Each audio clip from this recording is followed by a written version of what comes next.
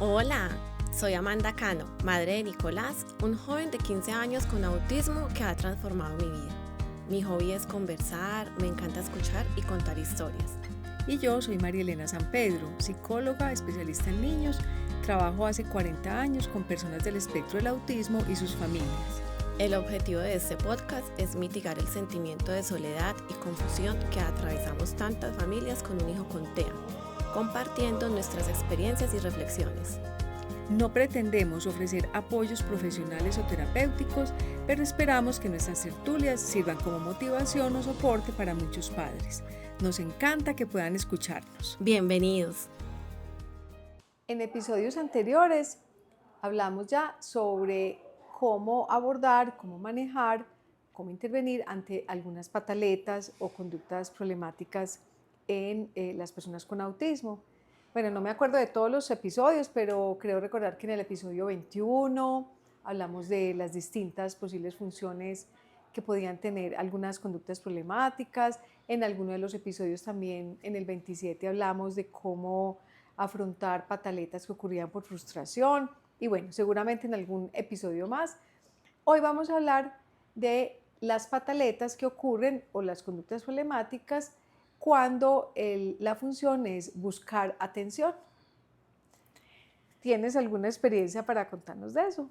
Tengo un momento vergonzoso, pero mío, pues a mí me da vergüenza lo que les voy a contar.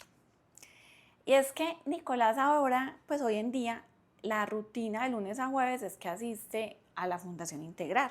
Y allí es donde está, como ya también les he contado, en las mañanas y en la tarde en 2 programas diferentes. Cualquier día, por como unos daños de unas tuberías, nos avisaron el miércoles que el jueves no tenían que ir. Yo ya tenía mi agenda de trabajo organizada, no me daba tiempo de modificarla mucho y Nicolás de todas maneras ya tiene como su rutina muy clara, entonces él sabe que hasta el jueves va y ya cuando incluso llega los jueves acomoda todo para las actividades del viernes. Pues ese día que se quedó en casa sin haberlo planeado y yo no tuve tiempo de reacomodar mi agenda laboral ni de armarle una rutina a él, este niño empezó a llamar mucho la atención. Entonces yo era en diferentes reuniones virtuales y él interrumpiéndome y entonces yo lo regañaba y entonces él más me interrumpía y yo más lo regañaba y entonces yo me enojé muchísimo y mientras más fuerte lo regañé, él más interrumpía, eso se volvió un caos. Eso es lo que me avergüenza. Me parece un momento vergonzoso porque pues de todas maneras hoy considero pues que no fue lo adecuado, ¿cierto? Ajá. Además que de verdad estaba como, yo en ese momento pensaba que él estaba muy intenso y como muy desobediente, pero ahora cuando miro hacia atrás pienso, era llamando la atención y necesitaba como que le ayudara a organizar su tiempo, ¿cierto? Sin embargo, a mí me parece súper contradictorio este tema, María Elena, pues porque uno creería que por las características propias del autismo, pues ellos no van a llamar la atención. Porque es cierto, si son, a veces creería uno tan ensimismados, pues llamar la atención de quién. Entonces me parece que como que es contradictorio. Ya entiendo por qué lo sentís como contradicción. Pero mira, la verdad es que ellos se relacionan distintos. Sabemos que su desarrollo respecto a eso, a entender el comportamiento de los demás, es lo que se les dificulta. O sea, saberse poner en el lugar del otro, poder descifrar los pensamientos del otro, poder tener ese filtro de qué conductas son apropiadas, o sea, mirar las cosas como con los ojos de los demás. Pero en realidad, claro que son sensibles a la atención de las personas, unos más que otros. Esa visión de la persona con autismo, totalmente ensimismada y ajena a las personas, yo pienso que es demasiado extrema y puede que existan, pero son muy pocos, la verdad. Pero en general, obvio que van a ser muy sensibles a la atención que reciben. Entonces, ¿cómo es esto de que hagan pataletas por llamar la atención? A ver, Amanda, lo que pasa es que pueden ser, hay distintas situaciones, porque no puedo decir que siempre sea igual.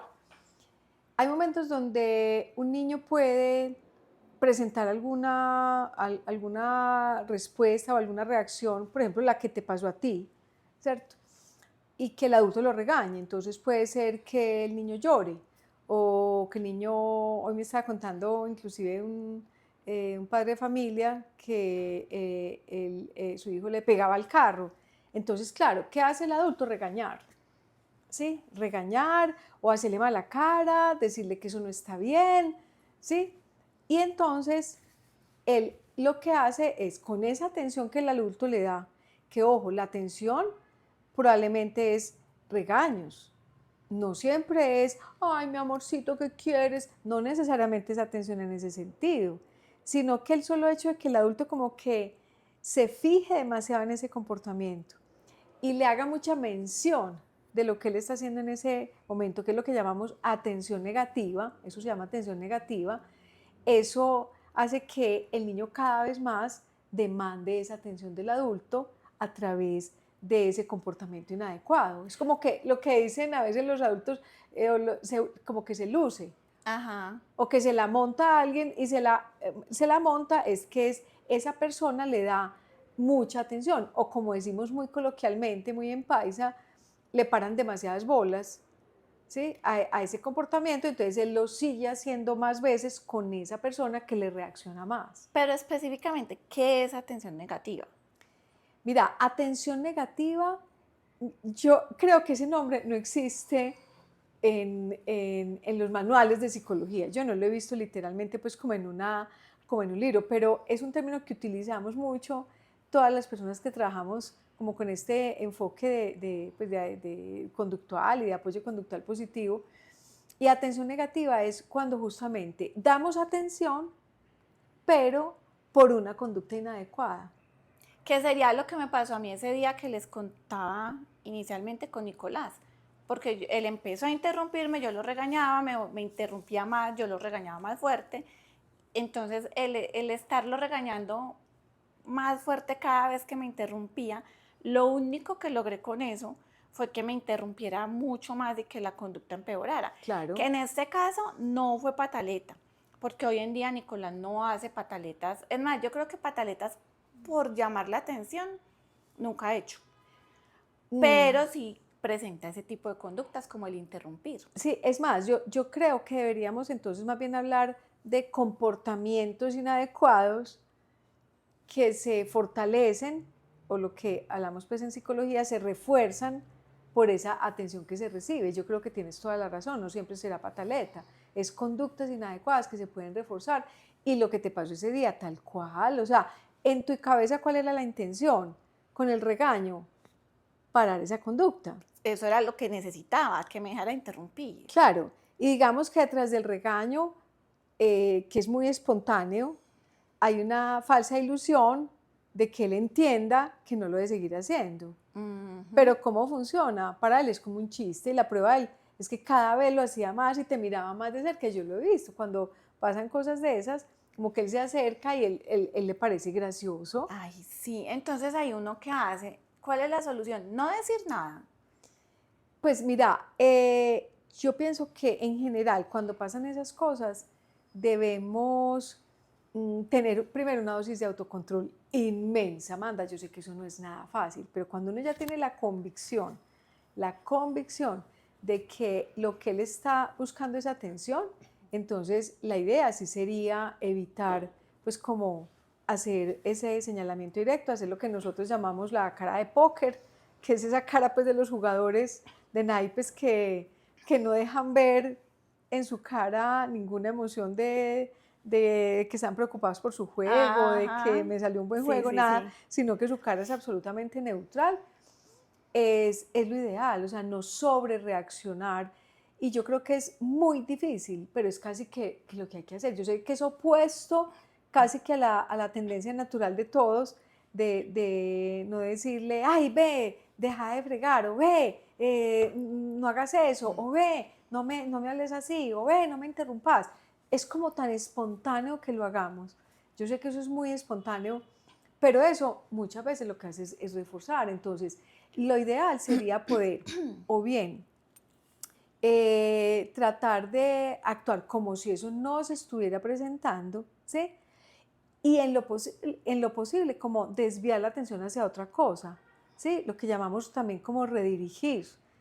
Por ejemplo, en esa situación que él te estaba llamando la atención, ¿Cuántas veces a uno también no le ha pasado en una reunión virtual que le dicen, qué pena, un segundito? Entonces, como que tú pararas un segundito, ¿sí? Le pararas bolas, ¿sí? Le tendieras, Nico, me estás saludando, bueno, listo, a ver, ¿cómo vas? Campeón, listo, a ver, ven, ¿qué vamos a hacer en este momento? Como que tuvieras a la mano, pues, como una alternativa, ¿sí? Otras alternativas. Primero, le vas a dar atención, pero por otras cosas, ¿cierto? A ver, entonces, me vas a organizar esto aquí y me avisas cuando termines. No es esperar lo que uno quisiera, que es, listo, entonces que él esté todo un tiempo allá sin que nos demande atención para nada, ¿sí? Ajá. Que es lo que uno a veces necesita y quisiera, venga, que no me interrumpa, pero para nada. Pero hubiera sido preferible ese día que si tú le programas otras cosas y tú le das la oportunidad de darle atención, pero por otras cosas ya más programadas, él se tranquiliza, porque era muy claro que era un día pues inusitado y que necesitaba tu atención. Entonces la idea es tratar de redirigir, primero pues como con esa cara neutral, y cuando a veces ellos sí clarísimamente están haciendo algo inadecuado, mientras más sobre reaccione uno, peor es, ¿cierto? Si el niño te hace, por ejemplo, el típico caso, un gesto grosero, ¿sí? Si uno empieza, ¿qué es eso? Ahí mismo él se va a morir de la risa y lo va a seguir haciendo. Es como decirle, hágalo más. Ahorita nos está pasando también que cuando se lava las manos, a propósito, o sea, es pendiente que uno lo vea y se seca las manos en la camisa. Entonces muchas veces le decimos como, Nicolás, en la camisa no, para eso la toalla. Y cada vez que le decimos, o sea, que como que en esos días le decimos frecuentemente, no, mejor dicho, acaba con todas las camisetas. Y cuando caemos en cuenta, le decimos con mi esposo, no le digamos nada, sino que ¿qué hacemos? Previamente le explicamos, es que, ay, uno porque no cae en cuenta, por ejemplo, ese día de pues, del imprevisto, pues, que no tuvo que ir a estudiar, todo fue muy atropellado, o sea, todo fue como encima, a mí no me dio tiempo de nada, yo ni siquiera caí en cuenta de preparar nada, y todo fue muy horrible. Pero yo te digo, cuando le hemos explicado, mira, Nicolás, no se interrumpe, mientras la mamá está en reunión, tú vas a hacer tales y tales cosas, y todo se conversa antes. O lo mismo con la camiseta. Acuérdate que con las camisetas no te secas las manos, las toallas son para secarse las manos, pero eso lo acompañamos, o sea, como que en un momento que no está ocurriendo la situación ni nada, se le explica cómo se debe comportar en esas situaciones. Ajá. Pero lo acompañamos de jugar, 10 minuticos, ni siquiera es tanto. Jugamos, nos perseguimos, recochamos, nos reímos y listo. Claro, ya después pasa porque en mi cotidianidad ocurre, por ejemplo, los viernes en la tarde, él siempre está en la casa y yo siempre estoy trabajando porque los viernes en la tarde tengo como trabajo intenso por el cierre de semana, en fin. ¿Y vos crees que me interrumpe? No, es súper Porque él ya tiene como claro lo que va a pasar. Claro, porque él tiene claro qué debe hacer él, qué estoy haciendo yo, pero yo en la mañana estoy dedicada a él. Los viernes en la mañana yo los dedico a él. Entonces casi que eso hace que garantice que en la tarde no me va a interrumpir. Y lo que te decía, hay veces son 10 minuticos jugando y con eso se logra que no tenga ese tipo de comportamientos. Y yo hasta en este momento estoy pensando, por ejemplo, ese día que fueron por ahí 2 horas caóticas, de pronto las hubiera podido prevenir con 10 minuticos de juego. Pero es que, no cae en cuenta cómo es, pues. Son 10 minuticos de juego y 10 minuticos de planeación.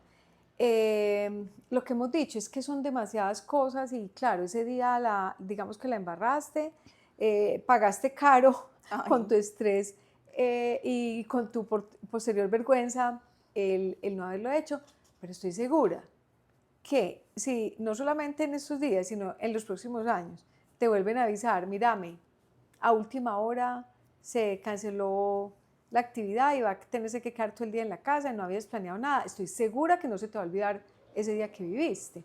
Entonces, mira, yo creo que estás diciendo ahí unos puntos que son claves. Porque entonces, por un lado, el que ya mencionamos, de evidentemente no sobre reaccionar gestualmente, ni con el señalamiento de lo malo, ¿sí? Porque eso lo único que va a hacer es aumentar esa conducta, ¿cierto? Entonces, por un lado, el tener ese autocontrol tan grande sobre esas expresiones que hacemos, verbales y no verbales. Y por otro, eso es lo que tú decías, ¿cierto? Lo de hacer un tiempo de compartir que debe ser previo, porque además nosotros siempre como que lo planteamos, mira, sí, yo termino de trabajar y a las 12 o por la tarde vamos a estar juntos, pero eso pues es la lógica nuestra, pero si él tiene una necesidad de obtener atención, si para él es importante y detrás de eso importante es chévere tener la atención de uno, pues hay que hacerlo como tú lo dices, es sacarle el rato antes, ¿sí? Tú dices 10 minutos, pero pues un tiempo, ¿sí? A veces para algunos serán 10, para otros serán 15, para otros será media hora, para otros es suficiente ese ratico, para otros puede ser necesario hacerlo cada tanto. A mí me ha tocado niños que de verdad son altamente sensibles a la atención del adulto y que están haciendo pero de todo para llamar esa atención. Y a veces son conductas bien complejas las que pueden hacer por llamar la atención. Y también llegan a tener pataletas como tal. Claro, porque entonces cuando ya, y agresión, porque entonces a veces cuando no la reciben y el adulto está pues como haciendo lo que le corresponde en ese momento, no estando pendiente de él, pueden hacer cosas como agredirlo. Entonces, ¿qué pasa? En ese momento, claro, ya sí el adulto le da la atención, ¿sí? O sea, pasa un rato y el muchacho empezó lo que llamamos a escalar, a llamar la atención y el adulto en lo suyo. Sigue llamando la atención el adulto en lo suyo. Ya el muchacho siguió, ¡prum!, llega y agrede, ¿cierto? Le jala el pelo a la y ahí sí el adulto sobre reacciona. Entonces, ¿qué pasa? Lo que hace es reforzar en ese momento la peor de las conductas. Claro, ¿sí? porque es como, bueno, no me ha prestado atención, hago esto y no me presta atención, hago lo otro y no me presta atención, le pegué y ahí sí me prestó atención, o sea que logré su atención de esa manera. Sí, pero no necesariamente y casi nunca va a ser así de consciente. Que a veces dicen, ay, es que tan manipulador. No, eso es un aprendizaje que se puede volver súper inconsciente. Es una asociación interna que se da, que él no la está pensando, ya me la pillé, si le pego me va a mirar. No, el niño no lo va a argumentar con esas palabras. Simplemente se llama esa contingencia, se dio esa relación simultánea entre cuando pegué, ahí sí me miraron. Entonces, inconscientemente, eso no tiene que estar él racionalizándolo, pero de todas maneras se refuerza esa conducta. Entonces, mira, quiero retomar lo que tú decías, esos tiempos compartidos son necesarios. Y mientras más demandante de atención sea un niño, más tenemos que trabajar sobre eso, ¿cierto?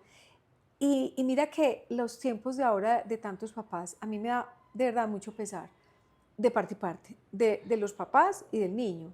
Pesar en el sentido de que, uy, es que nos tocan, hay gente que le tocan unas jornadas durísimas, y trabajo, y llegar a la casa a planear otras cosas, y lo doméstico. Entonces, sé que no es fácil, pero si tenemos un niño que demanda atención, necesitamos invertirle tiempo. Y hay papás, como te digo, que yo sé que no tienen mucho tiempo para eso, ¿cierto? Entonces, invertir eso que tú decías, esos 10 minutos, esos 15 minutos de actividad intensa y que eso se vuelva como una rutina, que él sepa que en este momento es mi momento, ¿sí? Y como te digo, si está muy intenso, inclusive repetir eso después, bueno, voy a trabajar, mira, cuando suene la alarma, dentro de una hora, vamos a volver a conversar un ratico, ¿cierto? Entonces, es dosificar eso de la atención, pero de tiempos que sean de verdad de compartir y disfrutar, Amanda, que es que eso a veces es muy difícil. Ve, a mí me parece, María Elena, requete difícil, porque es que yo ahorita con Nicolás con 16 años ya tengo esa conciencia, pero gracias a toda la cantidad de estrelladas que me he pegado estos 15 años, de todas las experiencias que les he venido contando, entonces como que ya me he ido ejercitando en cosas como esas, como bueno, de gastarme 2 horas peleando con él, me gastó media hora jugando, lo disfrutamos y todos felices. Pero no siempre es así. Y también me parece que es, o sea, yo hay veces pienso, ojalá cuando Nicolás tenía 5 años, yo hubiera podido jugar y disfrutar y pasear como hoy en día. O sea, como que eran momentos muy críticos y habían situaciones muy desconocidas para mí y de mucha impotencia y muchas preocupaciones porque yo estaba novata en la maternidad, ¿cierto? Y en el autismo. Entonces también me parece que cuando están tan pequeños no alcanza uno como, o sea, yo no sé si es que es necesario vivir toda esa experiencia para decir, bueno, mira, acá lo estamos disfrutando y lo estamos haciendo y no sé qué. O de lo contrario, como en la vida en general, como que si uno no se estrella no aprende. Es verdad.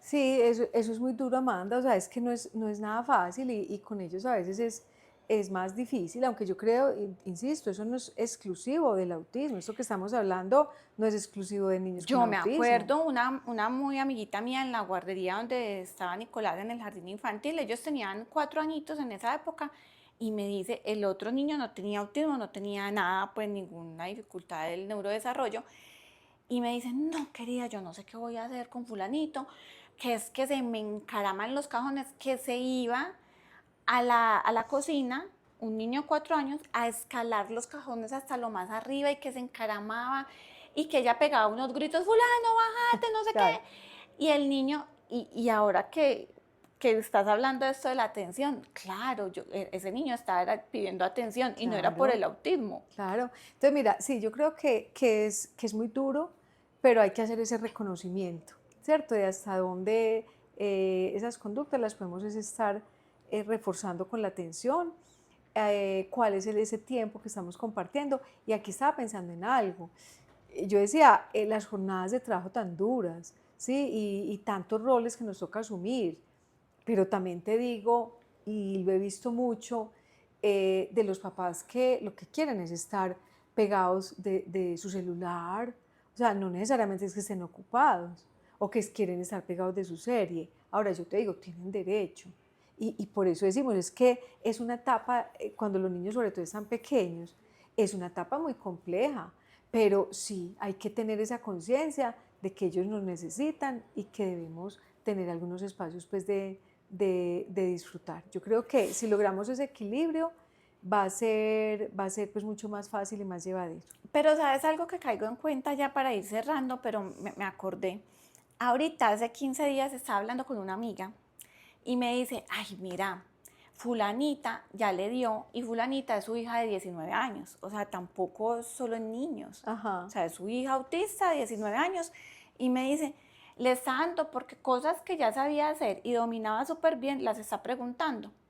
Ella no habla, pero entonces va y, por ejemplo, ella ya todo el tema como de autonomía lo maneja bien, bañarse, vestirse, no sé qué, entonces que se va a bañar y a mí me va y es mostrando que sí bañarse con la imagen. Se va a vestir, que sí vestirse, que sí ponerse tal cosa. Y me decía, eso lo maneja súper bien hace rato y le dio por ahí. Y yo me acordé que hace unos mesecitos Nicolás se le había disparado otra vez la repetidera que les he contado, que repite y repite. Y yo caí en cuenta que esa repetidera, pues después de toda la observación y bueno, manejar las estrategias que siempre manejo, caí en cuenta que Nicolás estaba pidiendo atención. Y lo que hice fue planear unos tiempos de conversar con él. Y eso disminuyó mucho la repetidera. Excelente. Y le conté eso a mi amiga, le dije, vení, ¿será que está pidiendo atención? Entonces, ¿a qué voy? En el autismo no se va a dar tampoco tan fácil que la persona diga, ven, es que quiero que compartamos tiempo juntos, por favor. Por ejemplo, mi sobrina lo hace. Mi sobrina dice, papi, es que quiero conversar contigo. Mami, es que ustedes están ocupados, que no. Claro, lo van a decir abiertamente. El autista en muchas ocasiones, por lo menos Nicolás y la hija de mi amiga, no tienen la capacidad de decirlo de esa manera. Entonces estoy cayendo en cuenta que también ahí se nos dificulta a los adultos, porque si vamos a esperar que claramente nos pidan atención de manera adecuada, tampoco se va a dar tan fácil. Mira, aquí también ya para cerrar, pues que nos vienen más ideas, me estoy acordando de dos casos, de dos familias. Uno de los papás estaban ya en la noche sentados viendo televisión, pues ya habían hecho muchas cosas cotidianas y ya habían jugado con ellos. Se sentaban, y este niño se les paraba al frente, ¿cierto? Y se les paraba frente al televisor, ¿sí? Ajá. ¿Y qué hacían ellos? Obviamente, regañarlo y regañarlo y regañarlo, y esto se estaba volviendo súper difícil. Y se hacía el gracioso y les empezaba a cantar y bueno, a hacer cantidad de cosas. Entonces, lo que hicimos fue justamente como también sacrificar parte de ese tiempo y decir, bueno, venga, después de esto, y eran además 2 hermanitos, y era el niño con autismo y su hermanito un poco más pequeño, los dos replagas, ¿sí? Entonces lo que hicimos fue crear unos espacios, no solamente en donde ellos, sino donde los abuelos, en donde, listo, es el momento en que ustedes nos van a actuar y nosotros los vamos a mirar y aplaudir. Entonces les creamos como un show, ¿cierto? Sí. Entonces el momento en que, a ver, entonces salgan a cantar, ¿sí? Salgan a no sé qué, salgan a bailar. Y estos pues aquí sentados mirándolos y aplaudiéndolos. Súper. ¿Sí me entiendes? O sea, como démosles ese espacio, aprendamos a identificarnos, están prestando atención. ¿Todo el tiempo? No. Entonces sí hay que combinar entre, ese es el rato ya, listo, ya jugamos, ya te prestamos atención, ahora papá y mamá van a ver la tele, ¿sí? Y ustedes van a estar haciendo esta otra cosa. Y ahí sí toca ser muy consistente, en que si en ese rato los interrumpen, entonces ahí sí, también nos sentamos, cambiamos de posición, miramos ahí, seguimos mirando, así no veamos ese día nada, pero no, en ese otro rato sí, no le prestamos atención a los niños, ¿cierto? O sea, ya es como dejarles muy en claro cuándo sí y cuándo no, ¿cierto? Súper. Bueno, y me estaba acordando de otra situación que les dije, de un papá que comentó que el niño estaba también como pegándole puños al carro, creo que les conté al comienzo, y que lo hacía y miraba al papá, ¿cierto? Entonces yo también a mí me pregunté, bueno, claro, o sea, eso habla de que el papá con sus regaños lo que está haciendo es reforzar esa conducta, porque él voltea a mirarlo. Pero también indagando algo del horario, en realidad había pues de pronto oportunidad de interactuar más. El niño inclusive a veces en la casa, cuando el papá estaba en la cama iba, lo buscaba. Entonces como que son señas que uno dice, venga, si está necesitando más atención, ¿cierto? Entonces claramente la recomendación fue, aumenten esos espacios de compartir en el día y vamos en esos ratos donde él esté pegando al carro, la verdad, yo creo que podemos asumir el riesgo, en otras veces no se puede, yo no creo que él se haga daño ni alcance a dañar el carro, aguantémonos al principio esos puños del carro, miramos para otro lado, ¿sí? Volteas tu cara para el otro lado, literal se voltea la cabeza del todo para no mirarlo y no darle atención. De hecho, estamos en prueba en este momento, a ver eso, cómo funciona, pero digamos esa sería la indicación, como tener claro en qué momentos sí damos atención, en cuáles claramente ignoramos la conducta inadecuada o lo que decíamos también redirigir hacia otra cosa que en ese momento pueda hacer. Y yo creo pues que el equilibrio entre esas dos cosas, porque no es tampoco darle atención pues todo el tiempo. Súper, súper. Ay, yo quiero cerrar contando un momento divertido. Claro, buenísimo. Porque acabo de caer en cuenta que hoy en día, en general, el día a día es divertido. O sea, no es un momento divertido, es el día a día. Y es divertido gracias a eso. Gracias a que hemos sabido estructurar tiempos para compartir con Nicolás, para hacer las cosas que le agradan a él, nosotros disfrutarlas, entenderlas, para integrarlo en las que nos agradan a nosotros, y se ha vuelto como una cotidianidad muy chévere. Y ahorita, o sea, en esta época es como tan divertido y como tan calmado todo, que hasta a pesar del trabajo y de una cantidad de actividades, hasta tiempo de grabar un podcast. Qué bien, sí, no, excelente, excelente cierre, pues como que tengamos en cuenta que son personas del espectro del autismo, pero aún así, como cualquier ser humano, necesitan atención de calidad, ¿sí? Y que si definitivamente en el día a día no tenemos esos raticos de compartir y de disfrutar, posiblemente ellos vayan a encontrar más maneras inadecuadas de finalmente lograr nuestra atención. entonces pues a tratar de obtenerla de un mejor modo. Entonces, bueno, hasta la próxima. Chao.